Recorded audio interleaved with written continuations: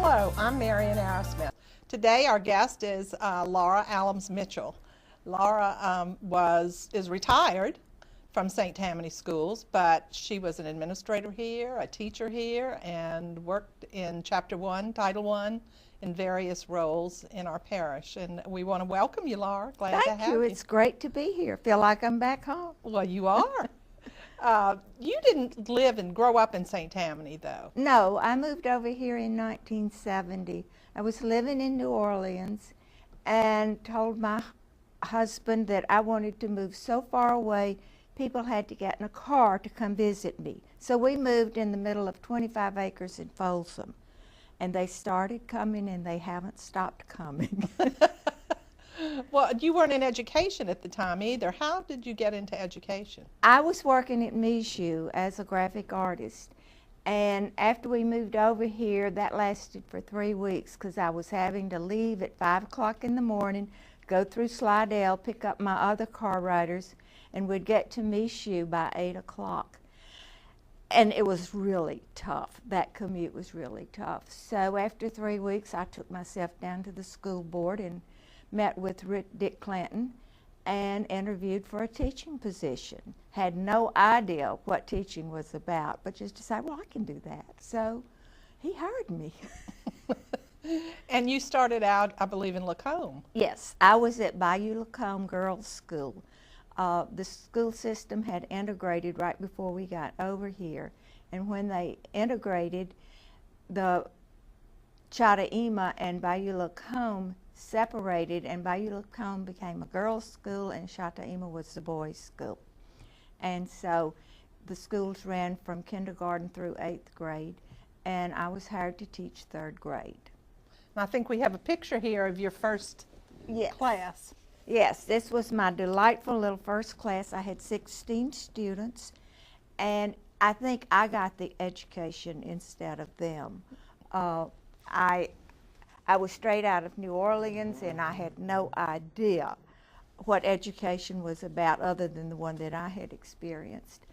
And so I had to start, I would spend my weekends doing my lesson plans for the next week because I had no idea what we were going to do next. And no guaranteed curriculum back then. There was no guaranteed curriculum.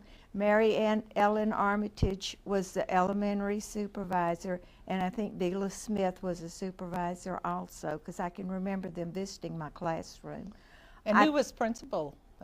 Well, he was a retired colonel and ran a pretty tight ship. When I first moved over there, the mini skirts had come into fashion.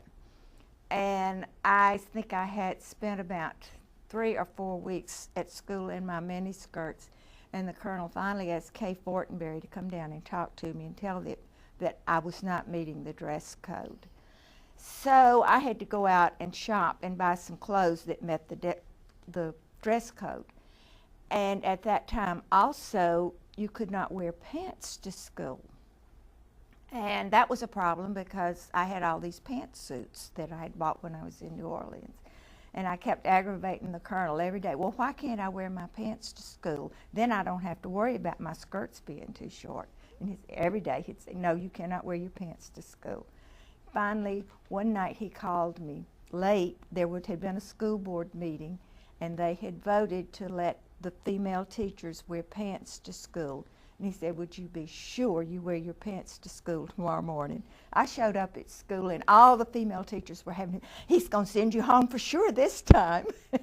And then I said, nope, there's a new school dress code. I can wear them now. So, and what year was that, do you remember? That was 1972, okay, when that happened. And I think we have in your pictures, your first 3 years, you can see your skirts in the first 2. Yes. And then you have your pants on. And then I have my pants on. In 72, 73. Yes. Okay. So anyhow, it was interesting. Like I said, I got the education. I had no idea of the poverty and the lack of educational privileges that they didn't have at that time. But it was a very, very endearing. I still tell my Bayou Lacombe stories. Wonderful experience. And some of the people who are now in central office, I believe, were teaching Bill Brady was over at the Chataima. Kay Fortenberry, she's retired now. She wound up a principal. She was the home ec, no, she was the home ec teacher. And Ray Sibley was the history teacher. And he's a retired principal now. Yes. And Jim McGee was the English teacher. Miss Avery, who was a wonderful woman, taught science. It was a really good experience for me. But I got the education more than the kids. So you were there for 3 years? I was there, and then in '73, the oil crunch happened. And I mean, I think we were paying 35 cents for gas back then or something, and it went up to 70, 75 cents. And I just said, I can't afford this. And at that time, Title I had been passed. So they had started the Title I program. Isabel Yarborough had come in to be the head of that. And I remember going by and talking to her one day and said, I would really like to do this. I was really interested in it. And so when the oil crunch happened, I applied for a Chapter 1 teaching position. They had one open at Folsom. And I can remember going up to Folsom to interview with Talmadge Core. What a hoot he was. Wonderful, wonderful administrator. But you know, because you were there at the same time I was. But anyhow, I got that job. And another learning experience, another education. Isabel was my first experience with a true educator. And she saw to it that her teachers learned how to be teachers. And I was in that program for 10 years or more. Yeah, Isabel did some outstanding professional development for not just the reading teachers, but all of the teachers who taught reading, whether they were in elementary grades or, but not far beyond her reading program. She set the standard for all of us as far as reading. And look at all of us who were in the program. Carolyn Brugman, Margot Galat, Patty McGinnis. The list just goes on. And so many of us wound up in administration. Or in some kind of leadership position. Correct. Wonderful, wonderful person. Miss her. From Folsom, you went then to? I went to the central office and joined you in the early childhood program. And that again was Chapter 1, Title I at the time. And we were working with the kindergarten and first grade programs, trying to identify early disabilities and prepare the students and help them overcome those disabilities. And then from that, I went into testing. Phyllis, what was Eden. Phyllis Eden was the testing coordinator at the time. And when she retired, they moved me over into that position, and I was the testing coordinator for 5 years or more. And then when you became principal at Woodlake, then I took over the early childhood program and was coordinator for that. And then I became principal at Mandeville Elementary. You mentioned Carolyn Brugman, and I see you have a picture. This is a picture of you all when you were at?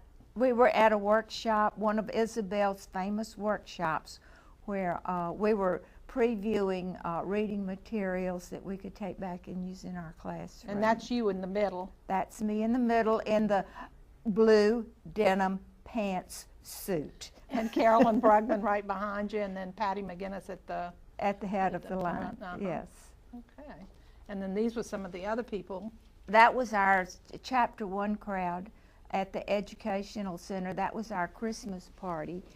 And you were not in it because you were taking the picture, which was your job to do at the time. You were always taking pictures. But we were like a big family at the Ed Center. We had our ins and outs and whatnot, but we were one big family. It was fun. Everything I've done was fun. And once you got to Mandeville Elementary and principal, you were able to incorporate your love of art and your love of reading and your background in both of those. Yes. Tell us some of the things you did there. Well, first of all, it was the love of reading. I knew we were going to have a big emphasis on reading. And so I made a point of hiring, and I had an excellent faculty to start off with. but we started directing our curriculum more towards reading and integrating the arts and all the subject matter so that it focused on reading. And it turned out at the time, you can remember how crowded our schools were. I think I started out with 811 students. We had them stuck in closets and anywhere else we could find a place to put them. But we had all of these old desks that we had to keep because there was nowhere for the parish to store them. There were those old all-in-one. Yes, the one-armed bandit kind of desk. And I had a class, the desks were taking up a whole classroom that I needed that space. So I got permission for the PTA to purchase them at an auction, and then we turned them into designer desks, and the parents would take them and paint them. And I took one, the first one I did was based on Chitta Chitta Bang Bang, one of my favorite books. And here's an article about that. But anyhow, that way we were able to take something that was really not doing anyone any good, and we designed them with painting. Parents did them, and then we sold them at auction at our fair that spring. So that was a good experience. Some of the other things, because you were always trying to get the kids to read books. Yes, I was out every year. I would challenge them in some way so that would get them to read more. And there was one year that I challenged them that if they could read so many books by the end of the year, I'd go out on a limb and read to them. Naturally, they met the challenge and more. So we put me up in a tree, and I sat in that tree all day long reading stories to them as they would come out. They were scheduled at different times to come out, and I would read the stories to them. And just to show what a small community Mandeville is, some parent came by and saw something up in the tree, called the police, and because there was a kid up in the tree, and we better get the kid out of the tree. Well, it turned out to be me, so that They was let okay. you stay up They there. let me stay. Speaking of the police, this is another story. I had been there about 6 weeks, I guess, and it was still fall. The weather was warm. We had scheduled in-services, and I had planned on taking my faculty up to the Ed Center so that we could get away from school and the janitors could clean up. The day before that happened, a child brought handcuffs to school. I still have them. And they had handcuffed a child to the fence. So there was Mr. Krieger. You drove up that day. Mr. Krieger was out there with the pliers trying to unhinge the kid from the fence. You come in and say, what in the world is going on outside? Naturally, we got a good laugh out of it. And so we just passed it on off. We never said anything about it. The next day we went off to do our in-service. I got a phone call from the Times-Picayune, the St. Tammany Farmer, Terry Bankston, the superintendent. Somehow a parent had gotten the word out that I had handcuffed this child to the fence and left them out there all afternoon. So we had to get that little misunderstanding cleared up. But Laura, I see you have a picture of when you were up in the tree. That was in the newspaper. yes, that was a fun day, and the children got a lot out of it. It was paying them for reading so many books. It was another one of my challenges. Another challenge that we did, and you were in on this one also, I challenged the kids if they would read so many books. Our theme for that year was Up, Up, and Away. So I challenged them if they would read so many books, I would go up in a hot air balloon. Well, once you got a hold of it, you weren't about to let me do it without you. And it turned out that that was the year that Pontchartrain was going to open. So you, Kathleen, and I took our students, the whole student bodies, bussed them out to Pelican Park, where we had a hot air balloon waiting. And the three of us went up in the hot air balloon.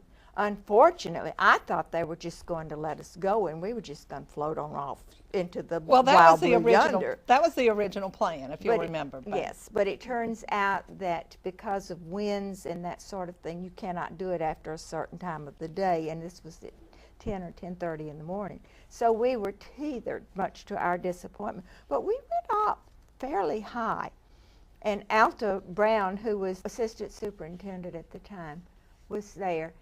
And she's about to have a stroke because 3 of her Mandeville elementary principals are up in the air, and she can just see us all coming down at one time. And the kids are all chanting, "Cut the rope, cut the rope."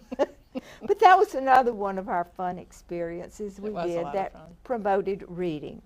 And we tried to work together as a community in Mandeville as principals. Yes. And Well, we had the MOPS, the Mandeville Association of Women Principals, and we formed that as a support group, and we would meet periodically and discuss curriculum, discuss problems between our schools that we could coordinate, and it really was a helpful thing. I know it was for me as a new principal. Right. Gail Sloan was And a Gail part was, of that. Gail was new, Kathleen was new, Melody was in it, Melanie Edwards was in it, so we were a good group. Mhm. Another thing we did, we were all honored as the Mandeville Elementary, well, not all of us were elementary, but we were the Mandeville women principals, as the crew of Eve selected us to be their honored guest, and we rode on a float one year. And that was a powerful group. Alta Palmer Brown was in on it. And by then she was in the MOPS too. Yes. Even though she wasn't a principal. She was a mop. And there was you and Kathleen and Melanie and Gail. And it was it was nice to be recognized. It was a fun day, but it was very cold that day. Well, it rained. For It starting, rained. remember Alta came out with that shower cap on her hair because she didn't want her hair messed up. Right. And she had to ride up top with Yes, where it was really Right. cold. Laura, I see you have a Memories of a Principal book here. Tell us Yes, about that was by my 3rd grade students the year that I left, and this is a real treasure for me. It's memories that they've donated the book to me, and it kind of talks about what I did then and what I'm doing after I've retired. And this one I think is particularly funny. When Mrs. Mitchell was our principal, she made sure our school was clean. Now she hangs out with the MOPS, meaning our Mandeville Association of Women Only Principals. they spelled it M-O-P-S in there instead Yes. of M-A-W-P-S. Yes. And then, as I've always said, my love for the children was what kept me there and kept me going, because it was such a demanding thing. And I think they summed that up completely. When Mrs. Mitchell was our principal, she loved her students and always kept them in her vision. Now her vision has changed, but she still wants the best for MES, and that is so true. Yeah. And not just for MES, but for all of St. Tammany schools. Some other things you did for reading and for art. I remember that you turned your school one year into... Oh, yes. Melanie Edwards and I had taken a group of teachers up to Chattanooga, Tennessee one summer to get trained in the discipline-based arts in education, and it was training the teachers in how to incorporate the arts throughout their curriculum. And it turned out that that was the same year that NOMA in New Orleans had the big Monet exhibit. And my very creative 3rd grade teachers, with the help of Janice Boyce, my resource helping teacher who was super creative, decided to take 6 weeks of learning and focus all of it on the Monet project. And so everything that they did, I remember one teacher taught proportion. They took a photograph of Monet, cut it into so many pieces, and then each child drew that to a larger size, and they wound up with a life size of Monet. And that was one way of incorporating the curriculum. In language arts, they wrote letters to Monet, they studied his family. they turned their entire third grade wing into Giverny, and it was a sight to behold. We had people come from the State Department, New Orleans, Times-Picayune did a great big write-up on it. It was a wonderful experience. It was wonderful. It was beautiful. Yes, and the children, I run into their parents, and they're still talking about that. You know, in fact, one parent told me the other day that her daughter drove by, who is now a parent herself, and said, "That's the best school I ever went to. We had so much fun." And learning should be fun. Yes, well, that was my philosophy, that they should want to come to school the way they want to go to Disney World. And they did. I mean, we couldn't get them to go home when they got sick. No, I'll miss something. So that's a good way. So for what were school some to of the other things you did that you challenged the kids? Well, there was one year that we needed some extra funds, and one way that we did that was by selling Christmas wraps. And I had challenged them that if they sold so much of the gift wraps, I would spend the day in bed. They sold it, and so my very gifted PTA had a bed brought in from a local furniture store. They set it up in the middle of the hall. I had stuffed animals, I had my computer, I had everything that I needed so that I could run the office from that bed. And the kids came by all day making sure I had not left the bed. They brought me breakfast in bed, they brought me lunch in bed. Finally, at about 2:45, they let me get out because I had to go stand duty. I came over and saw you that day too. Yes. Oh, I had quite a few visitors that day. And I believe you have a picture of. Yes. This is 3 of the students who are visiting me to make sure I'm still there. So that was another experience that we had. And I know you had several honors, and one of them you were named Elementary Principal of the Year. Yes. You want to talk about good company? I was chosen as the Elementary Principal of the Year for the parish and also for the regional area. Gail Sloan was chosen for the middle school, and Joe Buckaron. Joe Buckaron at Slidell High was chosen as the high school principal of the year. And we all made the regional, and so we went to Baton Rouge and were honored as principals of the year, and that was an exciting thing. And that's quite a group, you're right. Yes, I mean, that's a tough group right there. Fun. And it was really an honor, quite an honor. And I know you worked hard to do a lot of things and continue to bring Mandeville forward. And Mandeville Elementary, of course, was always an excellent school with Bill Ferrer there, and then Rose Vance. Yes, and then yes, I was lucky because I inherited an excellent school from the start, which made it difficult because it's hard to make a good school better. And you have to work twice as hard to do that. And you and your faculty worked toward that and then decided to apply for the National School of Excellence. Yes. Okay. Yes. Your school had acquired that like 3 or 4 years before, and you kept urging me to apply. And so I did, and it was the year that I retired that we put in our application. And the following year, we were selected as a Blue Ribbon School. And I was included in that as part of the emphasis behind it. Well, they actually told you before you left that you were going to be a Blue Ribbon School. Yes, I knew in the spring. Okay. So, but then we went up to Washington in the fall and received the honor. But yes, that was a good experience also. And good way to end your career at Mandeville Elementary. Yes. From there, you retired, but supposedly. But you retired from the school district. I retired from the school district. Gail Sloan was never one to let anybody rest on their laurels, as you know, because here you are still.